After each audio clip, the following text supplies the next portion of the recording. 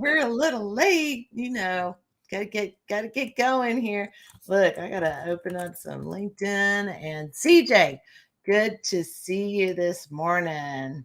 Good morning, Lena. In We've our had an technical, interesting morning already. we know how to kick it off. We just laugh it off. We don't care.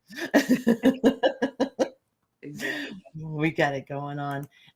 Hey, I'm glad I got to catch you. I know you stay crazy busy with everything going on. Um, would you do me a favor and just talk about a few of the titles you have? Because president of this, and kind of give us a little intro if you would. Okay, no problem. Good morning. I am Carlene Johnson. I answer to CJ. I am a realtor. Well, first, I'm an Air Force veteran, realtor. Real. And kind of Go ahead. go ahead.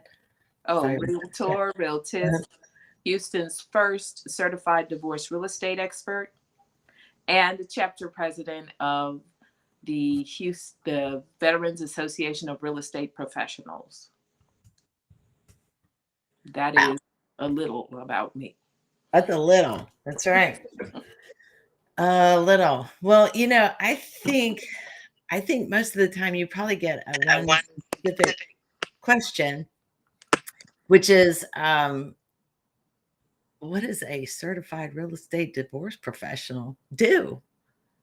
A certified divorce real estate expert Mhm. is a real estate professional that is uniquely trained, or a real estate agent that is uniquely trained to be a neutral third party realtor in divorce listings. There are two of us in the greater Houston area, and I think we're at about 105 in the country. Wow. Is that a newer designation, CJ? It is. It is the original certified divorce real estate expert. She established the Certified Divorce Real Estate Institute, or the Divorce Real Estate Institute, back in 2018, early 2018. And the goal was to connect the disconnect between the family law community and real estate, because in most real estate transactions, there's a property that may need to be sold. And a lot of issues were coming up during involving the sale, from the fact that as real estate professionals, we're taught we have a fiduciary duty to the person on title. In a divorce, the person on title may not necessarily be the person in the home. And in Mhm. some divorce cases, the orders say that the person in the home, not on title, not on the mortgage, is the person responsible for the sale. And so there were a lot of things that, um, a lot of issues that occurred that she saw, and she said she made it her goal to to implement change, to streamline the process, because divorce in itself is complicated enough. Sometimes Right. the home is the most valuable asset, and the fights are about, a lot of times, funds. And so, for when it's time to decide and or to sell the home, additional complications would sometimes derail the divorce proceeding. And so, at this point where we are, is I am uniquely trained to be neutral, to the point where my clients do not speak to each other unless they choose to, from the beginning Mhm. to the end of the sale. The way that certain things are presented is has to be in a neutral manner, um, because sometimes just the thought of the other party creates is a trigger for what another party, and so it can create unnecessary tension in some instances, simply because that other party wants that. That's a no-no. So presenting the information in a neutral manner is key. Mhm.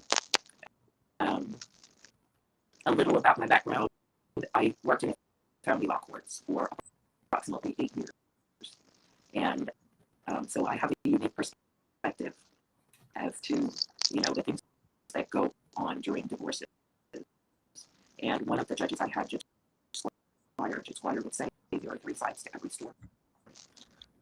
Petitioner side, respondent side, and somewhere in the middle is the truth. But I have come to realize We're getting a little delayed. We're getting a lot of crackling, DJ. each person's view, their side, is their reality. That's their perspective. And so you have to be mindful of the fact that that is their perspective. Respect that. And try to empathize with them, their point of view. And it's not for you to judge whether it's right or wrong. Because at the end of the day, the sale of the home has nothing to do with any of that that's going on. But they don't, the divorcing parties don't necessarily see that. All right, that makes sense. I wanted to let you know we're getting a lot of feedback on your side, I think. I don't know if it's the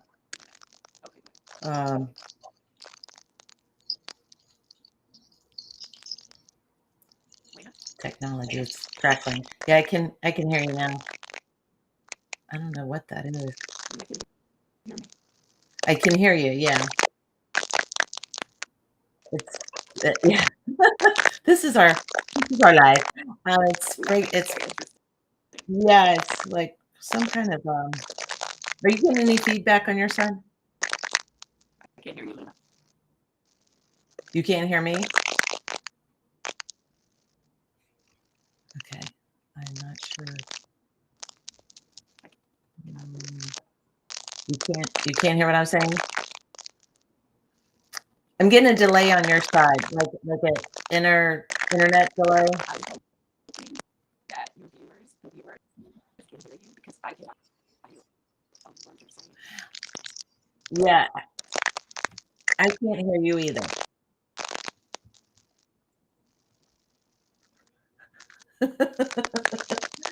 I think it's a sound.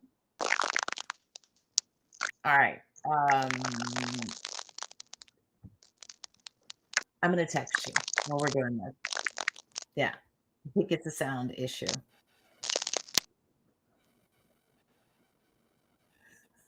Things happen. Thanks, everybody. I don't know if you can hear us. Whoever's on, can you hear either one of us? If you're watching. Lena. Uh-huh. I can hear you. Can you hear me?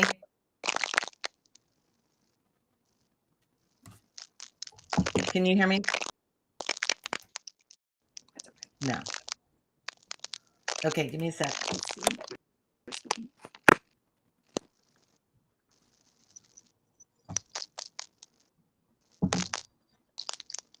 I can hear the crackling on TJ's side, and I can hear you fine. So go out and come back in. Yeah. Go out and come back in. You guys, this is the funny stuff now that happens, like crackles and smackles and and delays, and I hate for you to miss what she's saying because it's so good. So here she's back, and thanks for bearing with us. Okay.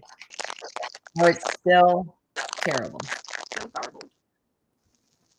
Can you hear me? Yeah, it's crackling on your side, the sound. Do you have anything else open on your side?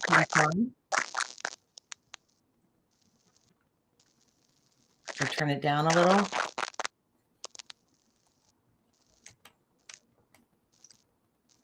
Okay. Yeah, it's crackling on your side. Is that better?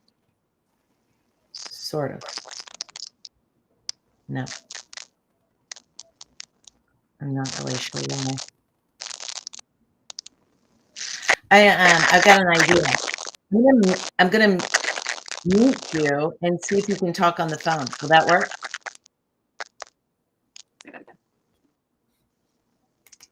Send you a note.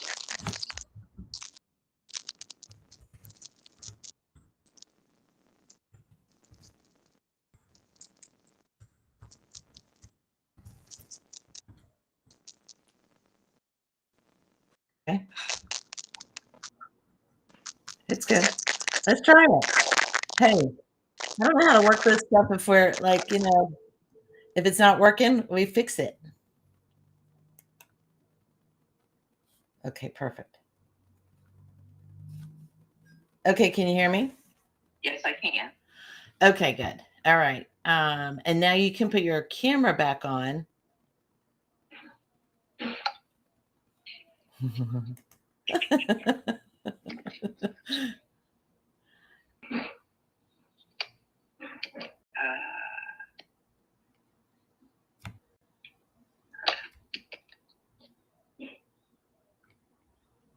I have to paste your picture in.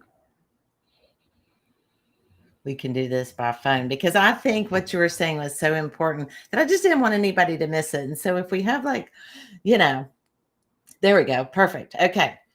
Perfect. Okay. So now talk. Now talk.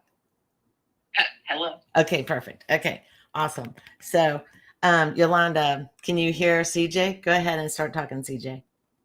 I am here. Awesome. Okay. Okay, great. Will you apologize for making you go back, but it was so crackly we couldn't really understand what you're saying.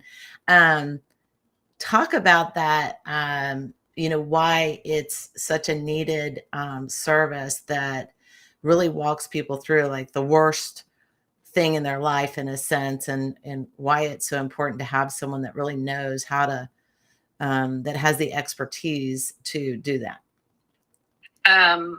It's important because once again, and for some it is the demise. They're going through the demise of their entire life, not just the sale of their property. And so it makes sense for us to understand that as a neutral third party. We're, in some instances, parties think we're on one side or the other, and establishing ourselves as a neutral where you listen to that party side and empathize with them, and you can listen to the other party side and empathize with them. But it's just for some, they need to be heard. They want to be, and getting them through the sale of the property, which has been for some their entire married life, and sometimes their entire married life is their entire life, their entire adult life. Yeah. But to have someone that is neutral and that is the voice of reason makes a difference. Another reason for the this designation, behind the designation, is that there were so many, and still are, so many children that get caught in the crossfire. A lot of parents will verbalize when they're going through divorce that one wants to keep the home because the kids grew up in it. And kids internalize that. They will say their parties in their mind, their parents are fighting because of them. When it turns out the home has to be sold or one or the other has to move out, the kids will be like, because they said, the kids grew up here, I need to keep this house. They verbalize that. The kids hear that and they internalize that, saying they're fighting because of me. And so it also, our goal to minimize the negative verbiage or the negative words that transpire with regard to the home, because kids, it seems like the kids are not there. Sometimes they're sitting and they're on their computer or they're on their phone, etc., but they're listening and they hear things. And there are so many, there are quite a few people that I know that have been, their parents went through a divorce when they were little, and the scars are still there. And our goal is to minimize, at least when it comes to the sale of the home, minimize the conflict, and also take that responsibility away from the family law attorneys. Mm-hmm. Because sometimes if a realtor is not proficient in divorce listings, when a situation arises or a conflict, they go to the attorney for the attorney to resolve it. Well, that kind of defeats the purpose of the realtor being brought into the case for the sale of property. Lee wants to remove that responsibility from the family law attorney, so that they can deal with the other things that are going on in the divorce, and we handle the listing piece. And I think you were saying too that previously you had worked very closely with family law attorneys. Is that right? Correct. I worked in the family law courts for 8 years. And I don't know if you all caught it when I said that one of my judges, Judge Squire, would say there are 3 sides to every story. It's a case of petitioner side, respondent side, and somewhere in the middle is the truth. But the fact of the matter is, what I've come to realize is that each person's story is their reality. And so you have to respect that perspective. Not say that their perspective is right or wrong, but that is their perspective. And respect that perspective, acknowledge that perspective. But at the end of the day, if the home has to be sold, those 2 perspectives have nothing to do with the sale of the home. But in some instances, that party may need to verbalize their perspective. And so allowing them that opportunity, but also saying, I respect your point of view, this is where we need to go, is key. Because if you continue to engage, all that's going to do is build that, in a lot of instances, negativity. And that defeats the purpose. And it kind of hinders them moving forward in the entire divorce proceeding. I gotcha. Wow. That can be really tough. You also, as a veteran, you come across, I guess, an extraordinary combination of circumstances with that, from the military, as well as dealing with divorce in that case, and all the complexity, especially if the one of the parties may be out of country. Does that happen? Do you have to deal with that? That does happen, but typically what happens in those instances, thank goodness for technology, the other parties can sign remotely. But what sometimes occurs is they feel that, because one of the things I know for me, when I'm not at a specific place and something is going on, I feel disconnected. I feel that things are going on that I'm not aware of. And so a part of being a neutral third, establishing the fact with the party that is not there, that have a conversation with them, explain to them the neutrality, and answer any questions they have, keep them updated as to everything that is going on, so that they feel more comfortable with the process that is occurring. But also in some divorce cases, and I'm not going to go too deep in this because I'm not a mental health professional, but with regard to military members, there are sometimes underlying conditions that affect the mindset and the perspective. And being mindful of that also is key, because sometimes someone will disappear. You won't hear anything from them for a week or two, and you're in the process of selling a home. but there are underlying issues, there are underlying things going on. So to be mindful of that and to try to keep it in perspective and keep the lines of communication open so that when they're ready Mhm. to communicate, they'll start communicating again. I am just going off a little bit Yeah. with veterans. I'm Yes. the chapter president of the Veterans Association of Real Estate Professionals. Mhm. And with that, VA Rep is the only national organization that is committed to uh, VA loan awareness. And so Wow. it's like, on the one hand, I am an advocate for veterans having the ability to purchase a home, Yeah. right? Because there are a lot of sellers out there that are being discouraged from even looking at a VA loan. How come? Because the VA loan used to be a mess, Oh. to put it mildly. The VA loan Oh. used to be a mess, and Uh-huh. but it has come a long way. Now the VA loan is the best product out there. The VA loan has the least delinquency rate of all three finance products. Really?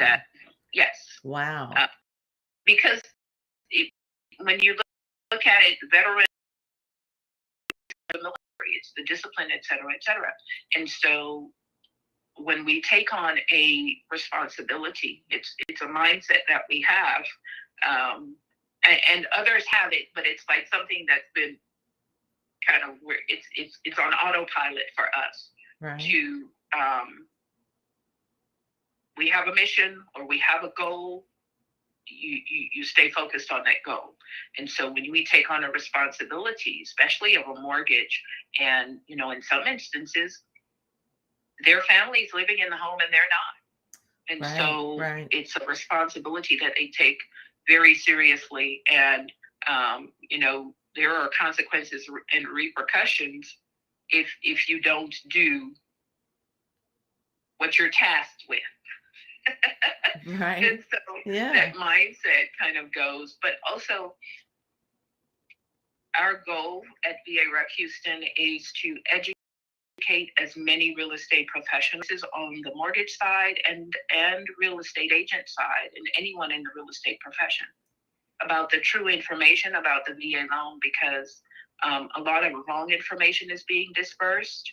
Uh-huh. And a lot of veterans don't even know or don't even realize that they qualify for the VA loan. Wow. I Is it hard for them to find out, CJ, or is it easy? It is not. It is Okay. not. But it's a, for example, I as of 1990, I was a veteran. It was approximately 5 years ago that I started identifying as a veteran. Oh, wow.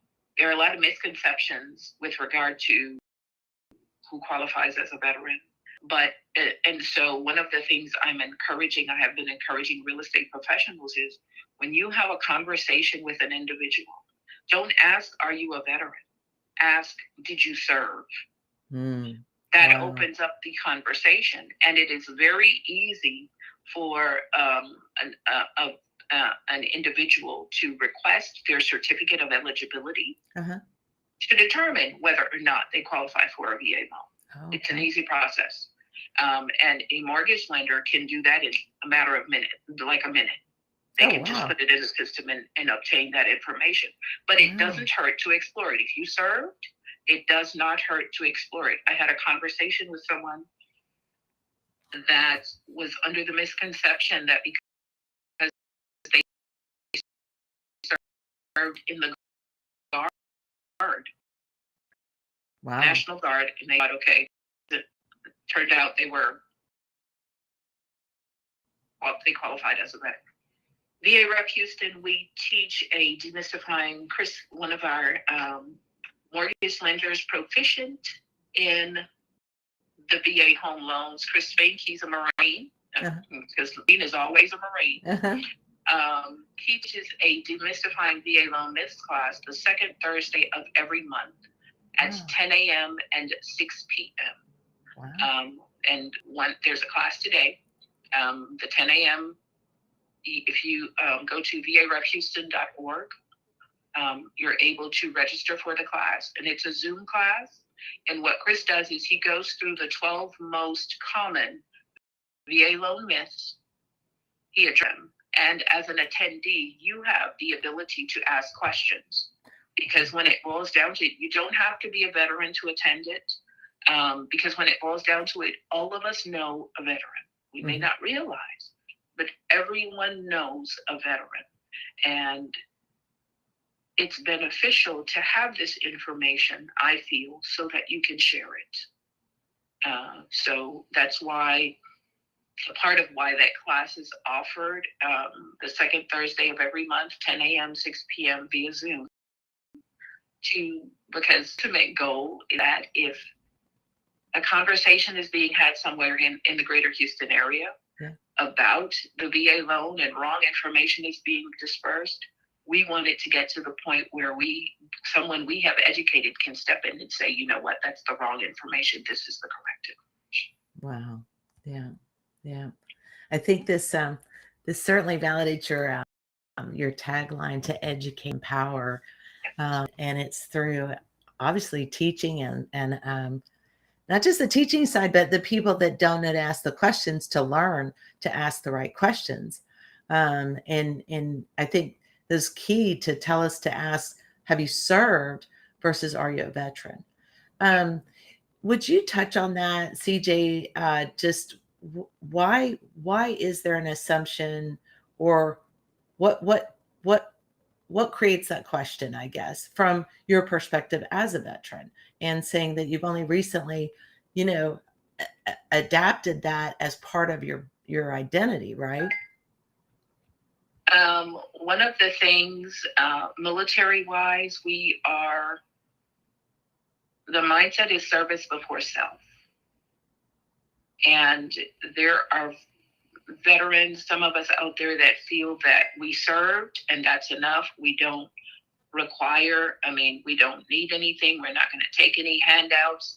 We're not going to ask for anything. And that's a mindset. Additionally, there are pictures in the mind, because I know when I got out I left the military, my first enlistment was in 93. And the picture in your mind of a veteran was a male and an older male. Right? That's the perception of a veteran. Yeah. And so I didn't fit that mold, Yeah. And then also with the mindset that I served, that's what I was supposed to do, et cetera, et cetera. And so it got to the point, though, where I came to the realization that these are benefits that I earned. Mm-hmm. And so to explore those benefits, to see if I qualify, it's not a handout, it's not a gift, it's something that we earned. And that's a mindset for a lot of veterans that I had a conversation yesterday at the Build Expo with a veteran. And that's what was verbalized, that I don't, I'm not going to ask for anything, and I don't need to get anything. I don't need to get a reward. It's not a reward. You earned it. And so to ask if you served basically opens the conversation with regard to that. And it's the way to say it. It doesn't hurt to explore it, to see, what's out there for you, what you earned. But it's also to be, in fact, that it's a benefit you earned. It's not a handout. You earned it with your service. And to get them to explore any benefits that they have. And the interesting thing about that is there are some veterans that do not qualify for the VA loan, but there may be other benefits they do qualify for. And so just to know the knowledge that it's there. Everyone does not want to be a homeowner. Right. That's understood. Yeah. But the knowledge that you have that benefit is good to have. Absolutely. Wow. I think that's empowering for people to know, and a great way to understand the viewpoint. I don't think on the outside as not a veteran to understand how that would even come about, just thinking, oh, well, you would automatically should have the things, benefits and all, and not even thinking on that side of it that, in the veteran side that it's a handout, but I can understand the mindset of that serving. So thank goodness that you are such a voice and a clear representative to bring that education and that light to what would seem like something that just should be known, and yet it's not. That's really it's really powerful. um that's incredible. Are there other places out there, or can veterans that maybe not even in the Houston area could reach out to you and just talk to you about this? Maybe they need to feel comfortable about their position and how to look for their benefits.